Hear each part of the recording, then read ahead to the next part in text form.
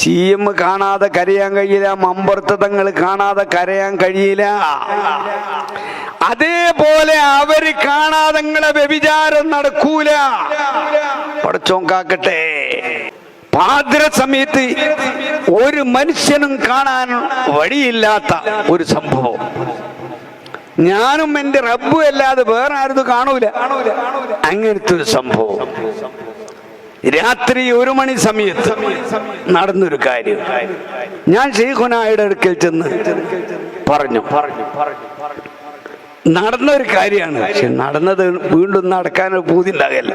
മക്കത്ത് എത്തിയോൽക്കാ മക്കത്ത് വീണ്ടും എത്താൻ തോന്നാം. ഹർമിൽ എത്തിയോൽക്കാ വീണ്ടും എത്താൻ തോന്നാം. റോലയിൽ എത്തിയോൽക്കാ പിന്നെയും പൂതി വരിക എന്നതുപോലെ എൻ്റെ ജീവിതത്തിൽ ഉണ്ടാവുന്ന ഒരു അനുഭവം. അതൊരു വല്ലാത്തൊരു അനുഭൂതി. ഞാൻ ആരോടും അത് പറയാതെ മറച്ചു വെച്ചു.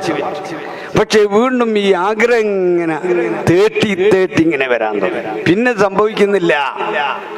അങ്ങനെ ഞാൻ പോയിട്ട് മമ്മൂട്ടി മൂപ്പന്റെ വീട്ടില് ശൈഖുനാന്റെ ഹളറത്തിൽ കയറി ഞാൻ ഈ ആഗ്രഹം അങ്ങ് പറഞ്ഞ ഉടനെ 1 വർഷം മുമ്പ് ഭൂമിയിൽ വെച്ച് ഞാനല്ലാത്ത ഒരു മനുഷ്യൻ കാണാത്ത, അറിയാത്ത, കേൾക്കാത്ത ഒരു കാര്യം അതൊരു തവണ സംഭവിച്ചില്ലേ? ഒരൊറ്റ ചോദ്യം.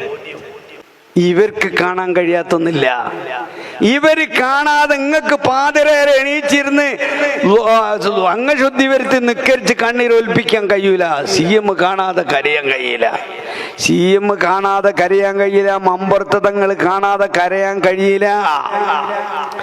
അതേപോലെ അവര് കാണാതെ നിങ്ങളെ വ്യഭിചാരം നടക്കൂല. പടച്ചോൻ കാക്കട്ടെ. അതേപോലെ അവര് കാണാതെ നിങ്ങളെ വ്യഭിചാരം നടക്കൂല. പടച്ചോൻ കാക്കട്ടെ. നമുക്ക് തോന്നുക ഞാനേതറിയൂ, ഇത് ഞാനും ഇവിടെ അറിയൂ.